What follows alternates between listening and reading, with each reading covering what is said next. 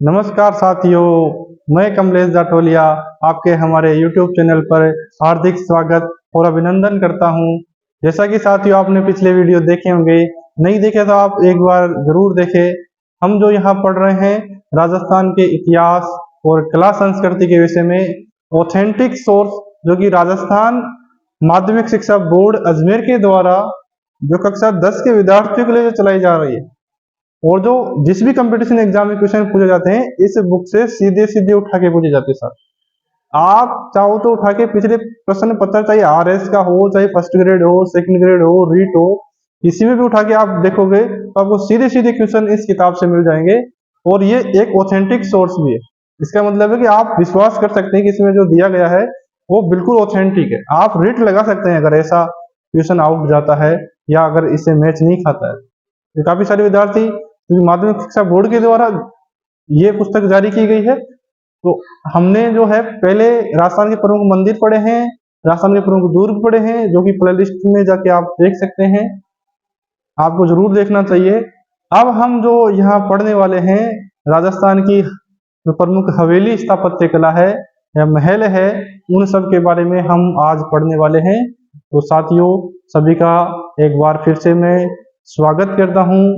आप इस वीडियो को पूरा जरूर देखें ताकि राजस्थान में प्रमुख प्रमुख हवेलियां हमको पता रह सके, क्योंकि राजस्थान के इतिहास और कला संस्कृति में राजस्थान की हवेलियों से क्वेश्चन जरूर पूछे जाते हैं, चाहे वो एग्जाम किसी का भी हो। और इसके अलावा जो कक्षा 10 और कक्षा 9 या फिर राजस्थान अध्ययन, जिन विद्यार्थियों की राजस्थान अध्ययन किताब चलती है या राजस्थान के बारे में जो जानना चाहते हैं, उनको भी यह वीडियो देखना चाहिए। और इसके अलावा आप शॉर्ट नोट्स जरूर बनाएं, कॉपी में लिख ले, ताकि आप उसका रिवीजन ठीक से कर सके। तो साथियों, बिना देरी के हम चलते हैं अपने कंटेंट की ओर, और इस किताब में जो दे रखा है उसमें उसकी तरफ चलते हैं। तो सबसे पहले हम यहाँ देखते हैं, इसमें जो शुरुआत की गई है यहाँ राजप्रासाद और महल स्थापत्य।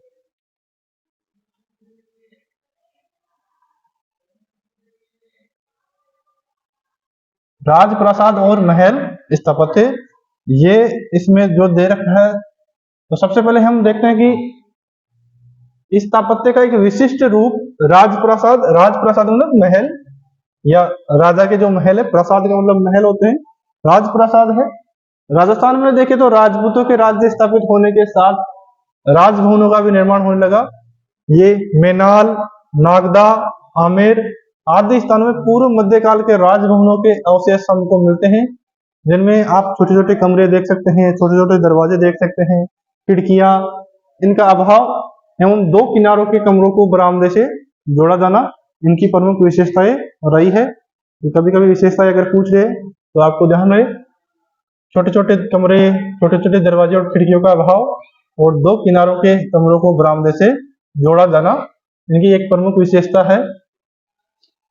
ये हमको जो इस किताब में दे रखा है, कुछ उनके परिचय के रूप में कुछ बातें दे रखी है। तो इसमें जो आप ये बात ध्यान रखना कि 15वीं सदी में जब राजपूत, चूंकि राजस्थान में देखे तो राजपूत शासकों का यहाँ शासन रहा है, इसीलिए राजस्थान को जो है राजपूताना भी कहते हैं। लेकिन जब भारत पर जब मुस्लिम आक्रमण होगा और उसके बाद जब 1526 में जब बाबर भारत पे आक्रमण करके अपना शासन स्थापित करेगा, और वहीं से हम मुगल वंश की जो स्थापना मानते हैं, उसके बाद जो मुगल वंश के एक महत्वपूर्ण शासक अकबर जब आएंगे, तो उनके शासनकाल में राजस्थान की अनेक रियासतें या काफी सारी रियासतें जो है मुगलों के संपर्क में आएगी या मुगलों के अधीनता स्वीकार करेगी, जिसके कारण यहाँ का जो स्थापत्य कला है, जो महलों का निर्माण है, हवेलियों के निर्माण में वो जो मुगल शैली का जो प्रभाव है वो हमें देखने को मिलेगा। जिसमें कि पहले जो होते थे सपाट छतें वगैरह होती थी, अब हमें थोड़े छज्जे या थोड़े गुंबद टाइप की जो संरचनाएं हमको देखने को मिलेगी, वो हमें मुगल प्रभाव के बाद ही देखने को मिलेगी। तो हम ध्यान रखिए, 15वीं सदी के बाद जब राजपूत शासकों का मुगलों के साथ संपर्क हुआ, तो उसका असर जो है यहाँ के जो महल स्थापत्य हैं उस पर भी दिखाई देने लगा। स्वाभाविक है, तो उनका प्रयोग, उनका जो प्रभाव मिलेगा, देखो फंवारे, छोटे बाग बगीचे, बेलबूटे, संगमरमर का प्रयोग, मेहराब, गुंबज आदि रूपों में मुगल प्रभाव इन इमारतों पर दिखाई देता है। ये इंपॉर्टेंट है। अगर पूछे कि बताइए मुगलों के आने के बाद राजस्थान के जो महल है, राजस्थान के जो भवन है या राजस्थान की जो स्मारकें बनाई गई, उनपे हमें कौन से नए प्रभाव देखने को मिलते हैं, या कौन से नए प्रभाव या कौन सी नई शैली उसके कारण विकसित हुई, या नए प्रभाव आपको क्या क्या उनमें विशेषताएं देखने को मिलती। ध्यान रखने, हमारे छोटे छोटे जो बाग बनाए जाते हैं, आप देखोगे जो प्राचीन जो मुगल जो भी स्मारकें देखोगे बड़ी बड़ी, उसके सामने जब देखो छोटे छोटे बाग उनके द्वारा बनाए गए हैं, जिसको चार बाग शैली आपने नाम सुना होगा, जिसमें कि एक बड़ा जो ग्राउंड है उसको चार भागों में डिवाइड करके वो बाग बना देते हैं। तो हमारे छोटे छोटे बाग बगीचे और बेल बूटे और संगमरमर का प्रयोग और मेहराब, ये भी इंपॉर्टेंट है, और गुंबज, इन चीजों का प्रयोग जो है मुगल शैली के प्रभाव के कारण यहाँ के महलों पे पड़ा है। जैसे उदयपुर के महलों में देखे तो अमर सिंह के महल, ये ध्यान रखना अमर सिंह के महल कहाँ है, उदयपुर में। करण सिंह के द्वारा जो जग मंदिर का निर्माण, ये भी उदयपुर में है।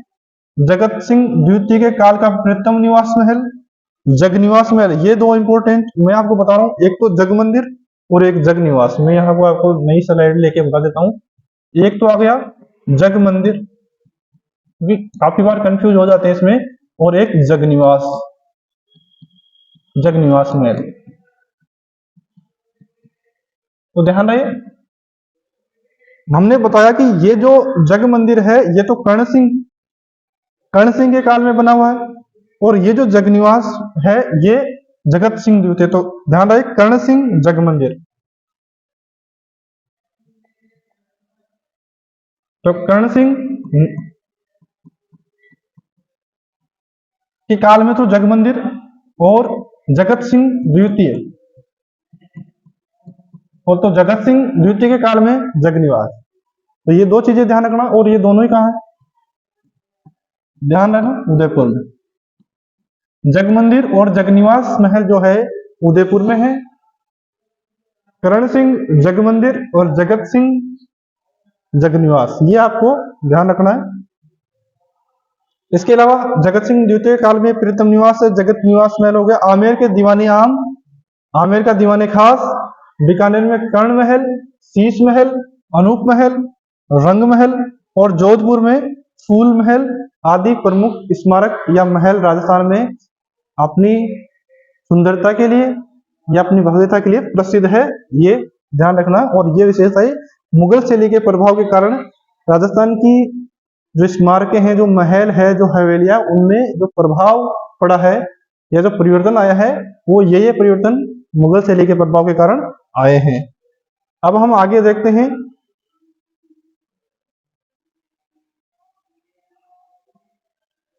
तो आगे देखते हैं तो 17वीं सदी के बाद जो देखेंगे तो हड़ती मतलब कोटा, बूंदी, बरा, झालावाड़,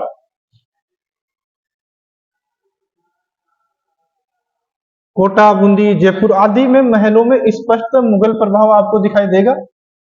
मतलब 17वीं सदी के बाद मुगल प्रभाव के कारण राजप्रासादों में दीवाने आम और दीवाने खास, ये दीवाने आम जहां पर जो शासक हुआ करते थे वो आम लोगों से मिलते थे, उसको हम दीवाने आम कहते हैं। और जहां पे किसी खास मंत्रियों से वो चर्चा करते थे या बैठक करते थे, उसको दीवाने खास कहा जाता है। तो आपको ध्यान रहे, दीवाने आम और दीवाने खास, ये जो बनाए जाते थे, लगभग आपको ज्यादातर किलों में देखने को मिलेगा। हाँ, मेरे किले में मिलेगा। चित्रशालाएं, चित्रशालाओं में जो बूंदी की चित्रशाला है जो कि राव उमेद सिंह के समय बनाई गई थी, वो एक महत्वपूर्ण चित्रशाला है। बारह दरिया, जैसे कि आना सागर झील के किनारे, जो कि आना सागर झील अजमेर में है, उसके किनारे जो बारह दरिया बनाई गई है। गवाक्स और झरोके, जहां से राजा दर्शन देता था जनता को, वो झरोके। रंग महल आदि को जगह मिलने लगी। ये सब मुगल प्रभाव के कारण ही राजस्थान के महलों में, राजस्थान के हवेलियों में हमें दिखाई देते हैं। क्योंकि मुगल जो शासक हुआ करते थे वो जनता को दर्शन देते थे, मंत्रियों से बैठ के करते थे, आम जनता से मिलते थे, तो इसके लिए वो ऐसे इमारतें बनवाते थे या ऐसे स्ट्रक्चर बनवाते थे। इस प्रकार के महलों में जयपुर का सिटी पैलेस ध्यान रखना है आपको। उदयपुर का सिटी पैलेस, तो सिटी पैलेस जयपुर में भी है, और उदयपुर में भी है। राजस्थान के महलों में डीग के महल, ये डीग जो है भरतपुर में है, वर्तमान में नया जिला बन गया है। ये तो जब डीग भरतपुर में वर्तमान में एक नया जिला बन गया है, तो डीग के महल जिनको जल महल भी कहते हैं, क्योंकि जल महलों यहाँ पे ज्यादातर जो डीग में जो महल मिलेंगे वो हमारे या जल महल टाइप मिलेंगे, तो डीग के महलों को जल महल भी कहते हैं। उनका विशेष स्थान है डीग के महलों के चारों ओर छज्जे, ध्यान रखना है, कोर्निस। कभी कभी पूछ लिया जाता है कि कोर्निस, कोर्निस का मतलब है छज्जा, जो कि मुगल प्रभाव के कारण जो है यहाँ उत्पन्न हुआ है, जो कि यहाँ अपना अलग ही प्रभाव उत्पन्न करते हैं। तो इतनी बातें आपको जो है राजस्थान के महल या हवेलियों के बारे में आपको सामान्य जानकारी होनी चाहिए। और कौन सी, अब हम आगे देखेंगे हवेली स्थापत्य के लिए। ये महल देखें, दीवान आम, दीवाने खास, जग मंदिर, जग निवास, ये सब महल है, चित्रशाला वगैरह। अब हम यह हवेलियों के बारे में देखते हैं। तो हवेली स्थापत्य जो आपको ये बात ध्यान रखनी चाहिए कि राजस्थान में जो हवेलियां है वो मुख्य रूप से आप देखोगे तो शेखावाटी क्षेत्र की प्रसिद्ध है। शेखावाटी क्षेत्र, शेखावाटी बोले तो सीकर, चूरू, झुंझुनू। राजस्थान के नगरों में सामंत और सेठों ने भव्य हवेलियां बनवाई थी, क्योंकि जो सामंत और जो सेठ हुआ करते थे वो भी संपन्न हुआ करते थे, और वो अपने लिए भव्य भव्य हवेलियों का निर्माण करवाया करते थे।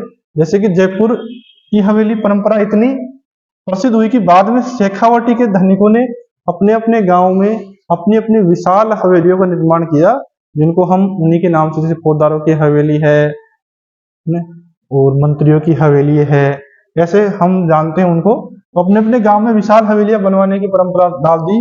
रामगढ़ है, नवलगढ़ है, फतेहपुर है, मुकुंदगढ़ है, मंडावा है, पिलानी है, सरदार शहर, रतनगढ़, लक्ष्मणगढ़ आदि कस्बों में देखो तो आपको विशाल हवेलियां बनना प्रारंभ हो गई। जैसलमेर में देखे तो सालिम सिंह की हवेली है।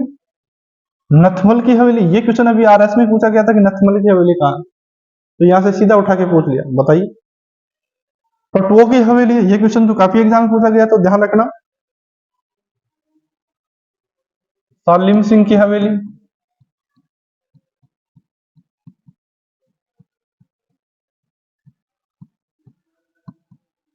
नथमल की हवेली।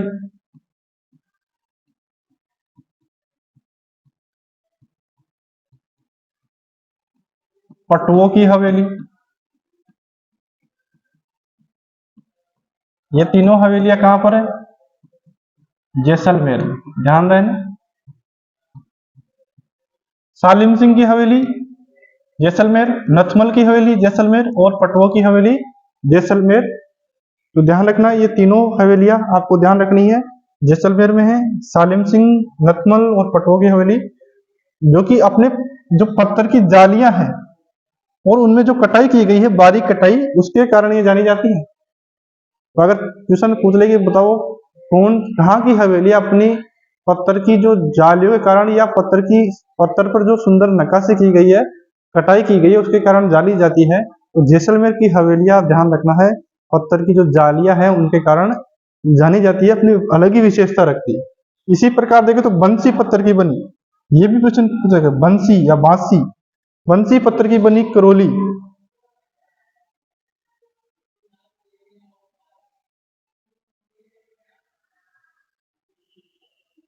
तो आपको जैसलमेर की हवेलियों का ध्यान रखना है, क्योंकि काफी बार जैसलमेर की हवेलियां पूछी गई है।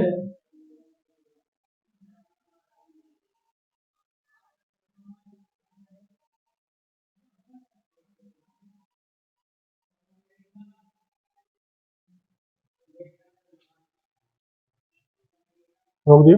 बंसी पत्थर की हवेली करौली, भरतपुर, कोटा की हवेलियां भी अपनी कलात्मक संगत राशि के कारण अद्भुत है, जानी जाती है। बाद में देखें तो वैष्णव मंदिर भी हवेली शैली के आधार पर ही बने, इसलिए विशाल हवेलियां मंदिरों के रूप में आज जगह जगह हमको दिखाई देती है। आगे हम देखें तो ये प्रसिद्ध है, ध्यान रखना है भैया, कि बीकानेर की प्रसिद्ध ये बच्छावतों की हवेली कहाँ है? बच्छावतों की हवेली, तो ध्यान रखना है, बच्छावतों की हवेली कहाँ है? बीकानेर में। जैसे हमें अभी देखा सालिम सिंह की हवेली, नथमल की हवेली, पटुआ की हवेली जैसलमेर में है, वैसे बच्छावतों की हवेली कहाँ है? बीकानेर में। तो 16वीं सदी के उत्तरार्ध में कर्ण सिंह बच्छावत के द्वारा इस हवेली का निर्माण कराया गया था, ध्यान रखना है। करण सिंह बच्छावत बीकानेर में इस हवेली का निर्माण उनके द्वारा कराया गया था। इसके अलावा देखो बीकानेर में मोहता, मुंदड़ा, रामपुरिया आदि की हवेलियां अपने शिल्प विभव के लिए जानी जाती है। तो आपको बच्छावत की हवेली, करण सिंह बच्छावत ने इसकी हवेली का निर्माण कराया था। इसके अलावा मोहता, मुंदड़ा, रामपुरिया की हवेलियां भी कहाँ है? बीकानेर में। बीकानेर की हवेलियां कौन से पत्थर से निर्मित की गई है? लाल पत्थर से, ध्यान रखना है। और इनकी सजावट में मुगल, किशनगढ़ और यूरोपीय शैलियां प्रयोग में लाई गई है। तो ध्यान रखना, बच्छावतों की हवेली बीकानेर में है और लाल पत्थर का प्रयोग इन हवेलियों के निर्माण में किया गया है। इतनी बातें आपको ध्यान रखना है। अब हम आगे चलते हैं। ये आपको मंडावा की हवेली का चित्र दिया गया है, जो कि शेखावाटी की प्रमुख हवेलियों में शामिल की जाती है। मंडावा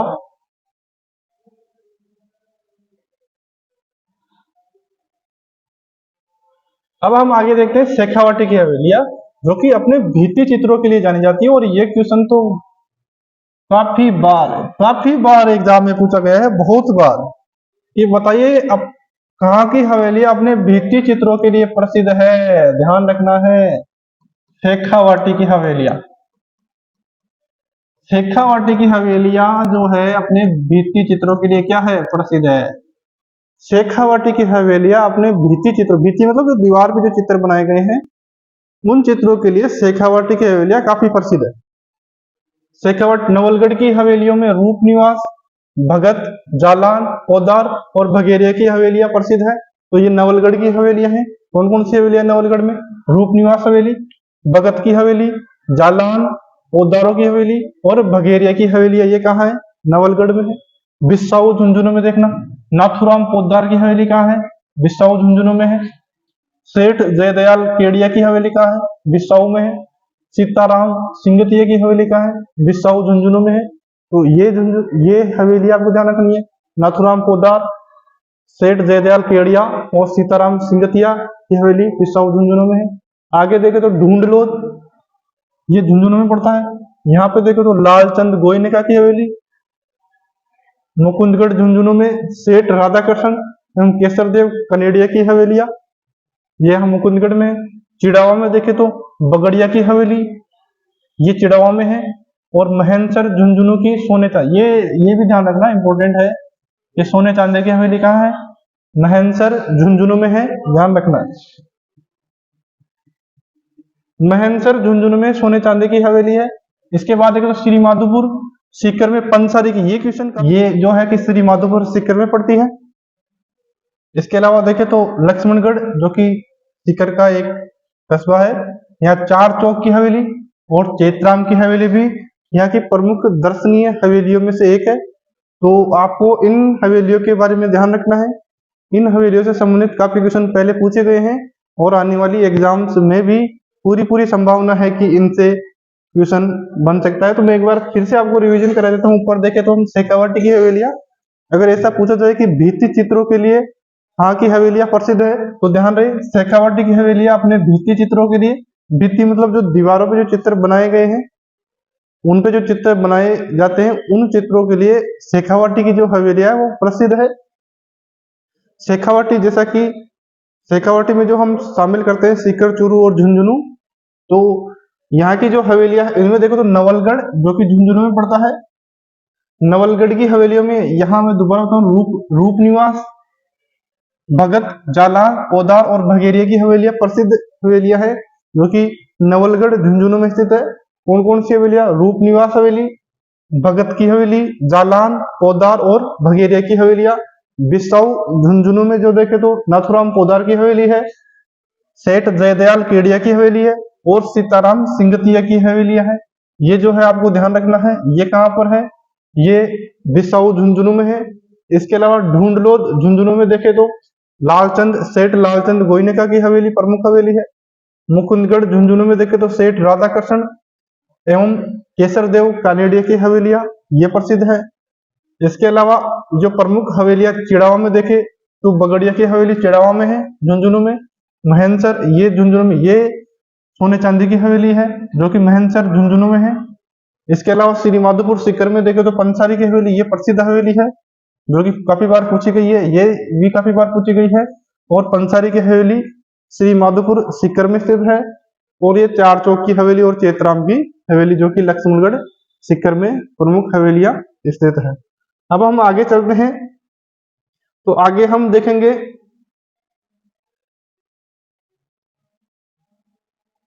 तो सीकर में देखें तो गौरीलाल बियाणी की हवेली, रामगढ़ जो कि सीकर वाले रामगढ़ की बात है वहां देखेंगे तो ताराचंद रुइया की हवेली, फतेहपुर ये सीकर में है।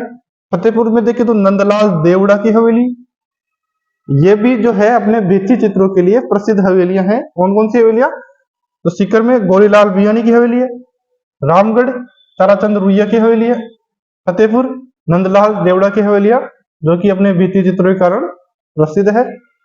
चूरू की हवेलियों में देखेंगे तो मालाजी का कमरा, रामनिवास गोयनका की हवेली और मंत्रियों की हवेली, ये इंपॉर्टेंट है, ध्यान रखना है। यहाँ स्टार बना देता हूं मैं, इंपॉर्टेंट है। मंत्रियों की हवेली चूरू में है, पंसारी की हवेली श्री माधोपुर सीकर में है, सोने चांदी की हवेली महनसर झुंझुनू में है। ये तीन हवेलियों के नाम तो आपको याद होने ही होने चाहिए। तो मंत्रियों की हवेली चूरू में है। इसके अलावा हम जोधपुर में देखें तो बड़े मियाँ की हवेली है, पोखरण की हवेली है, राखी हवेली है। ये तो काफी बार पूछा गया है कि सुनहरी कोठी कहां पर है, तो सुनहरी कोठी ध्यान रखना टोंक में है। सुनहरी कोठी मैं लिख देता हूं यहां, सुनहरी कोठी। तो सुनहरी कोठी कहां है? टोंक में, ध्यान रखना है। मंत्रियों की हवेली,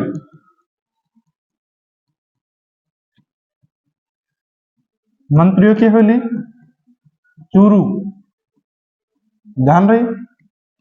पंसारी की हवेली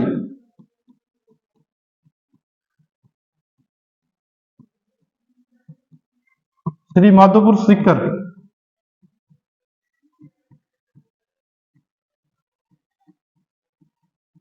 श्री माधोपुर सीकर। तो आपको ध्यान रखना है सुनहरी कोठी टोंक में है। इसके बाद हम देखेंगे तो उदयपुर में देखें तो बागौर की हवेली है, जयपुर में नाटानियों की हवेली, ये रत्नाकर पुंडरीक हवेली, ये भी काफी बार पूछी गई है। तो जयपुर में आपको रत्नाकर पुंडरीक की हवेली और नटानियों की हवेली, इसके अलावा पुरोहित प्रताप नारायण जी की हवेली आदि जो हवेलियां है इनमें आपको स्थापत्य कला के बारे में जानकारी मिलती है। तो इन जो हवेलियां दे रखी है आपको ध्यान रखना है कौन सी हवेली कहां पर है। तो सुनहरी कोठी टोंक में है, रत्नाकर पुंडरीक की हवेली जैसलमेर में है, नाटानी की हवेली जैसलमेर में है और बागौर की हवेली उदयपुर में है। इसके अलावा बड़े मियाँ की हवेली देखे तो जोधपुर में है, ये ध्यान रखना है। और ये सारी जो हवेलियां हमने देखी है ये प्रमुख हवेलियां हमने देखी है जो कि शेखावटी की हवेलियां और जयपुर और कुछ हवेलियां जोधपुर की हमने देखी है, टोंक की भी देखी है जो कि अपने भित्ति चित्रों के लिए शेखावटी की हवेली अपने भित्ति चित्रों के लिए जानी जाती है। अब हम थोड़ा आगे चलते हैं और इसमें आगे जो दे रखा है वो है मकबरे और दरगाह के बारे में हम देखते हैं। यहाँ छतरिया मकबरे और दरगाह अभी हमने जो हवेलियां देखी है, अब उसके बाद हम देख रहे हैं कुछ छतरियां हैं, कुछ मकबरे हैं और कुछ दरगाहें हैं। तो जो आपको छतरिया मकबरी या जो दरगाह है ये तो पता ही होगी कि जब अलग अलग संप्रदायों में जो है कि मृत्यु के बाद उनके स्मृति के रूप में कुछ छतरी बना दी जाती है या मकबरा बना दिया जाता है या दरगाह। तो मृत्यु के बाद स्मृति चिन्ह बनाने की परंपरा बहुत पुरानी है, आप अनेक सभ्यताओं में ऐसा देख सकते हैं। राजस्थान के शासक तथा श्रेष्ठी वर्ग जो कि साधन संपन्न थे, मृत्यु के बाद उनकी याद में स्थापत्य की दृष्टि से जो देखे तो विशिष्ट स्मारक बनाए गए हैं जिन्हें या तो छतरियां या फिर देवल के नाम से जाना जाता है। स्थापत्य कला एवं भवन निर्माण की दृष्टि से ये स्मारक बहुत बड़े महत्वपूर्ण है। जैसे कि आप देखो तो गेटोर की छतरिया ये कहां पर है? जयपुर में, जो कि ऐसा माना जाता है कि जयपुर के जो कछवाहा वंश है वहां के शासकों की जो छतरिया है वो गेटोर में बनी हुई है। तो ध्यान रखना जयपुर में कछवाहा वंश के शासकों की छतरिया गेटोर में है या गेटोर की छतरिया जयपुर में है। जोधपुर का जसवंत थड़ा ये भी एक छतरी है जो कि आपको ध्यान रखना है कहां पर है, जोधपुर में है। तो जसवंत थड़ा जोधपुर में है। राजस्थान का ताजमहल भी कहते हैं। तो जसवंत थड़ा जोधपुर में है। गेटोर की छतरिया जयपुर में है। इसके अलावा देखो तो छत्र विलास बाग, ये कहां पर है? कोटा में है। और जैसलमेर का बड़ा बाग, ये बड़ा बाग की छतरिया, ये भी ध्यान रखना है। तो बड़ा बाग की छतरिया कहां पर है? जैसलमेर में है। गेटोर की छतरिया कहां है? जयपुर में है। जसवंत थड़ा कहां है? जोधपुर में है। और छत्र विलास बाग कहां पर है? कोटा में है। ये प्रमुख छतरियां आपको ध्यान रखनी है। आगे हम देखते हैं इसमें,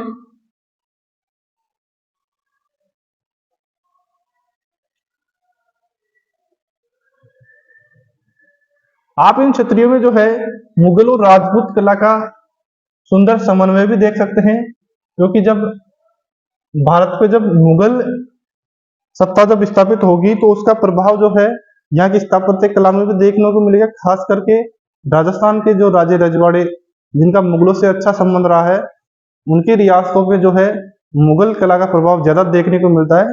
जैसा कि कछवाहा वंश जो कि आमेर पे शासन करता था, वहां की स्थापत्य कला में आपको ज्यादातर मुगल प्रभाव दिखाई देता है। आगे हम देखते हैं, तो यहाँ की जो छतरियां है मुगल और राजपूत कला का जो सुंदर समन्वय प्रदर्शित करती है।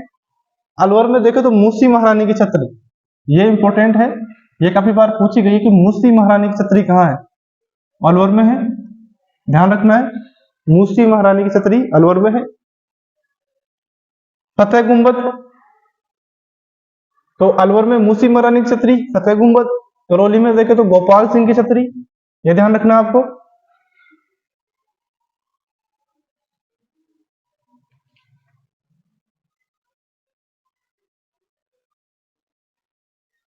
तो अलवर में देखे मूसी महारानी की छतरी, फतेह गुंबद। करौली में गोपाल सिंह की छतरी। बूंदी, ये इंपॉर्टेंट है, 84 खंभों की छतरी। 84 खंभों की छतरी कहाँ है? बूंदी में है। मूसी महारानी की छतरी कहाँ है? अलवर में है। और ये फतेह गुंबद भी अलवर में है। इसके अलावा देखो तो रामगढ़ में सेठों की छतरी है। बीकानेर में राव कल्याण, जो कि बीकानेर के शासक रहे, उनकी छतरी है। गेटोर में सवाई जयसिंह, ये गेटोर की छतरियां कछवाहा वंश के शासकों की छतरियां है। तो यहाँ सवाई जयसिंह की छतरी। जोधपुर में जसवंत सिंह का थड़ा है। जैसलमेर में देखे तो राजाओं और पालीवालों की छतरियां या बड़ा बाग की छतरियां, जो कि जैसलमेर में है। तो ध्यान रहे, मैं यहां लिख देता हूं 84 खंभों की छतरी। ध्यान रहे कहां है? बूंदी में। बड़ा बाग, बड़ा बाग की छतरियां कहां है? जैसलमेर। गेटोर की छतरियां कहां है? कछवा शासकों की छतरियां हैं। गेटोर, ये जयपुर में। मूसी महारानी की छतरी,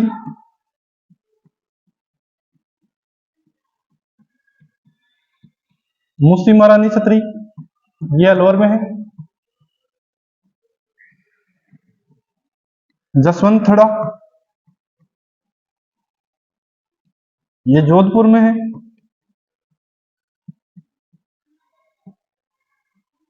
ठीक है, इतनी बातें आपको जो है ध्यान रखनी है। और जयसिंह की छतरी ये आगे 84 खंभों की। इसके अलावा देखें तो आप, ये अब हम कुछ दरगाह देख रहे हैं जिसमें ख्वाजा मोइनुद्दीन चिश्ती का नाम आपने सुना होगा, या गरीब नवाज के नाम से भी जिनको जानते हैं। तो ख्वाजा संत, सूफी संत ख्वाजा मोइनुद्दीन चिश्ती की जो दरगाह है वो अजमेर में है, ये ध्यान रखना चाहिए। इनको गरीब नवाज की दरगाह भी कहते हैं, जहाँ हर महीने उर्स का आयोजन किया जाता है। इसके अलावा हमीदुद्दीन नागौरी की दरगाह, ये नागौर में है, ये भी सूफी संत है। तो ख्वाजा मोइनुद्दीन चिश्ती की दरगाह अजमेर में है। शेख हमीदुद्दीन नागौरी की दरगाह नागौर में है, ये भी आस्था के प्रमुख केंद्र है। यहाँ देखोगे तो हिंदू मुस्लिम जो है समन्वय का आपको अच्छा उदाहरण देखने को मिलेगा, यानी कि सांप्रदायिक सौहार्द का उदाहरण यहाँ देखने को मिलता है। हिंदू और मुसलमान दोनों ही दरगाह पे आते हैं। इसके अलावा देखेंगे तो आप देखोगे दीवान शाह की, दीवान शाह की दरगाह, ये कपासन चित्तौड़गढ़ में है, ध्यान रखना है। कपासन, चित्तौड़गढ़ में है। तो दीवान शाह की दरगाह कपासन चित्तौड़गढ़ में है। मीठे शाह की दरगाह, ये ध्यान रखना है, ये तो काफी बार पूछा भी गया है। मीठे शाह की दरगाह गागरोन में, और गागरोन है झालावाड़ में, ध्यान रखना है। तो गागरोन झालावाड़ में मीठे शाह की दरगाह है। दीवान शाह की दरगाह आप देखो कपासन चित्तौड़गढ़ में है। ख्वाजा मोइनुद्दीन चिश्ती की दरगाह अजमेर में है। शेख हमीदुद्दीन नागौरी की दरगाह नागौर में है। इसके अलावा ये जो नरहड़ के पीर जिनको कहा जाता है, नरहड़ के पीर शक्कर पीर बाबा, ये नरहड़ झुंझुनू में, ध्यान रखना, इनको नरहड़ के पीर भी कहा जाता है। तो नरहड़ का पीर किनको कहा जाता है? शक्कर पीर बाबा को। और इनकी दरगाह कहाँ है? नरहड़ झुंझुनू में। इसके अलावा अब्दुल पीर की मजार ये भगवानपुरा में है। ये मीरान साहब की दरगाह, ये पूछा गया है, ये मीरान साहब की दरगाह बूंदी जो तारागढ़ है वहां पर है, बूंदी के तारागढ़ किले में। ये मीरान साहब की या मीरा साहब की दरगाह है। ये ख्वाजा फखरुद्दीन की दरगाह ये सरवाड़ अजमेर में है। अभी तो नए जिले में शायद केकड़ी जिले में आ गया होगा, केकड़ी में आ गया होगा शामिल। तो ध्यान रखना है, सरवाड़ ख्वाजा फखरुद्दीन की दरगाह सरवाड़ जिले में अजमेर में है। अब्दुल्ला खा का मकबरा ये अजमेर में है, और हिंदू मुस्लिम स्थापत्य कला के समन्वय के प्रतीक है। तो आपको इन मकबरों में या इन दरगाहों में आपको प्रमुख नाम ध्यान रखने हैं। शेख हमीदुद्दीन नागौरी की दरगाह, मोइनुद्दीन चिश्ती की दरगाह, दीवान शाह की दरगाह कपासन चित्तौड़गढ़ में, मीठे शाह की दरगाह गागरोन झालावाड़ में, शक्कर पीर बाबा की दरगाह या नरहड़ पीर की दरगाह झुंझुनू नरहड़ में, अब्दुल्ला पीर की दरगाह भगवानपुरा में, मीरान साहब की दरगाह बूंदी में, और ख्वाजा फखरुद्दीन की दरगाह जो है सरवाड़ अजमेर में या केकड़ी में, नया जिला केकड़ी बना है। अब्दुल्ला शाह का मकबरा अजमेर में है। तो आपको इतनी बातें इनमें ध्यान रखनी है। इनमें से पहले भी काफी क्वेश्चन पूछे गए हैं और आने वाली एग्जाम्स में भी पूछने की पूरी संभावना है। अब हम आगे जो इसमें दे रखा है वहां देखते हैं। जल स्थापत्य के बारे में इसमें दे रखा है आगे। जल स्थापत्य में देखते तो आप बावड़ियों के बारे में देखते हैं यहाँ, क्योंकि राजस्थान में देखे तो टाके, बावड़िया, तालाब ऐसी संरचनाएं हमको देखने को मिलती है। जल स्थापत्य में हम देखते हैं, क्योंकि राजस्थान वैसे भी रेगिस्तानी क्षेत्र पड़ता है, तो यहाँ पानी की कमी तो हमेशा से रही है। इसलिए पानी को संरक्षण करने के लिए यहाँ अनेक संरचनाएं हमको देखने को मिलती है। अनेक तरीकों के माध्यम से यहाँ जल संरक्षण किया जाता है, और उसी के साथ साथ जल स्थापत्य का विकास हुआ है, जिसमें आप कुएं, कुंड, बावड़ी, टाके आदि ले सकते हैं। हालांकि कुआ जो देखे हम राजस्थान में एक उपयोगी जल स्रोत के रूप में काम में लिया जाता है। आज भी काफी सारे गांवों में कुआ प्रमुख जल स्रोत का माध्यम है। जैसे कि आपने एक नाम सुना होगा बांदी कुई, ये बांदी कुई जो है दौसा में पड़ता है, ध्यान रहे बांदी कुई। तो यहाँ दो शब्द है, एक बांदी है एक कुई है। बांदी का मतलब होता है दासी, तो इसका मतलब है कि किसी बांदी अर्थात किसी दासी के द्वारा जो बनवाई गई वहां कुई थी, छोटा कुआ था, उसी के नाम पे नाम पड़ा है बांदी कुई। तो उसके बाद बटाड़ुआ कुआ, ये तो इंपॉर्टेंट है। बटाड़ू गांव में, ये बटाड़ू बाड़मेर में पड़ता है। आधुनिक पाषाण कला से बना संगमरमर का एक कुआ दर्शनीय, ध्यान रखना है। ये पूछा जाता है बटाड़ू का कुआ बाड़मेर में। हम पुराने जिले के हिसाब से बता रहा हूं मैं अभी, तो ध्यान रहे बटाड़ू का कुआ बाड़मेर जिले में, और संगमरमर से बना बहुत ही दर्शनीय किला है, वो कुआ है। तो आपको ध्यान रखना है बटाड़ू का कुआ कहाँ है? बाड़मेर में है। टाके भी एक जल स्थापत्य का महत्वपूर्ण उदाहरण है। इनमें क्या होता है कि जो बारिश का जो पानी है वो आके इकट्ठा हो जाता है, और उसको बाद में आवश्यक अनुसार काम में ले लिया जाता है। जिनमें आप जयगढ़ किले में जाओगे, ये जयपुर में पड़ता है, जयगढ़ आमेर में, तो वहां पे भी जो टाका बना वो प्रमुख है। और ये सिविल इंजीनियरिंग का भी उत्तम उदाहरण प्रस्तुत करते हैं कि किस प्रकार से किस जो पहाड़ के आसपास का पानी आके नालियों के माध्यम से या कैसे भी आके वो टाके में जमा हो जाता था, और काफी दिनों तक खराब नहीं होता था।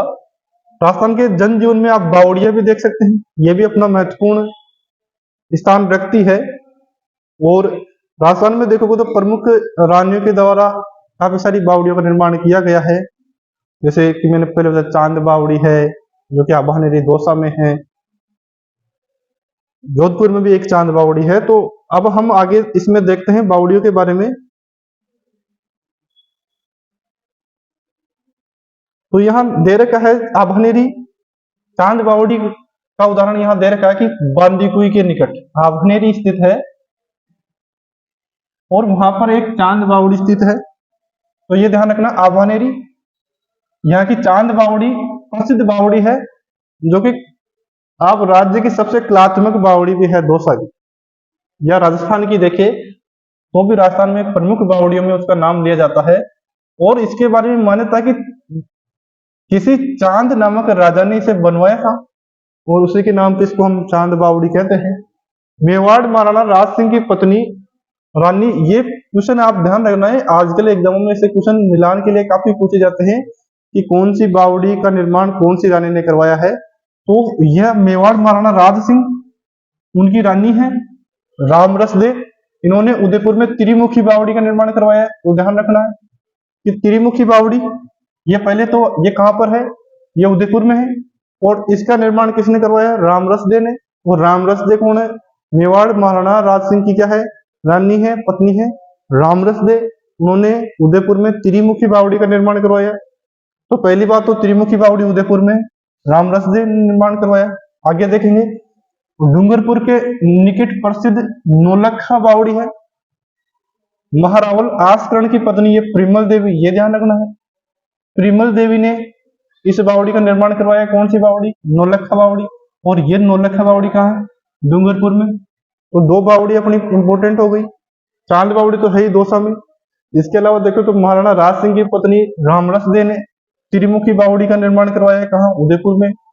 प्रिमल देवी जो कि जहाँ डूंगरपुर के महारावल आस्करण की पत्नी है प्रिमल देवी, उन्होंने देखे तो कौन सी बावड़ी यहाँ डूंगरपुर पे, नौलखा बावड़ी का निर्माण करवाया।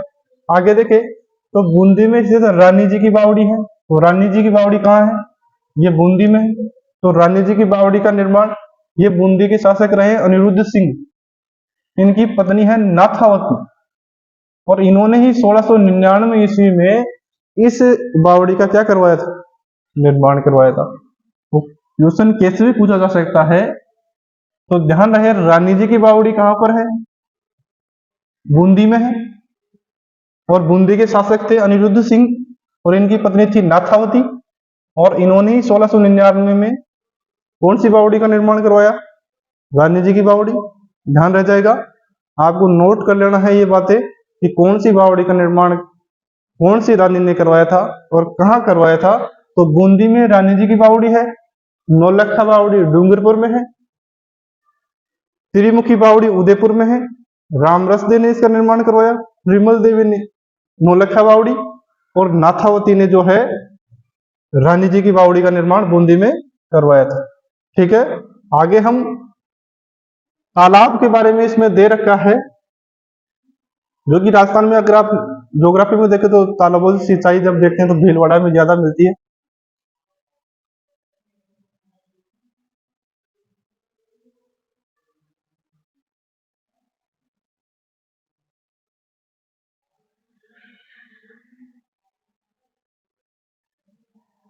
अब हम कुछ बांधों के बारे में देखते हैं। तो आप जैसे कि पिछोला पिछोला झील है जो उदयपुर में है, गेव सागर ध्यान रखना, गेव सागर डूंगरपुर में है, राजसमंद झील राजसमंद में है, जैसलमेर जिसको डेबर झील कहा जाता है उदयपुर में है। ये देखे तो 11वीं सदी से 17वीं सदी तक जो इनके निर्माण में पद्धति काम में ली गई है। इन बांधों में देखे तो राजसमंद का बांध विशिष्ट है, जहां पर नौचौकी पाल भी है, आपने नाम सुना होगा, राज सिंह प्रशस्ति, जो कि नौचौकी पाल पे ही है। इसे दुष्काल से, दुष्काल का मतलब अकाल से पीड़ित जनता को राहत देने के लिए इस बांध का या इस झील का निर्माण किया गया था। और इस बांध पर नौचौकी नामक 3 भाग वाली, कितने भाग वाली, 3 भाग वाली 3 छतरियां बनाई गई है, जो कि तक्षण कला की दृष्टि से उत्तम है। तो हमको ध्यान रखना कि अकाल के समय नागरिकों को सहायता के लिए कौन सी झील का निर्माण किया गया था, राजसमंद झील का। ठीक है, और ये राजसमंद जिले में है, पिछोला झील उदयपुर में है और गेव सागर झील जो है डूंगरपुर में स्थित है और नौचौकी पाल जो कि राजसमंद झील के किनारे स्थित है। तो आपको इतनी बातें इस किताब में या इस चैप्टर में आपको ध्यान रखनी है।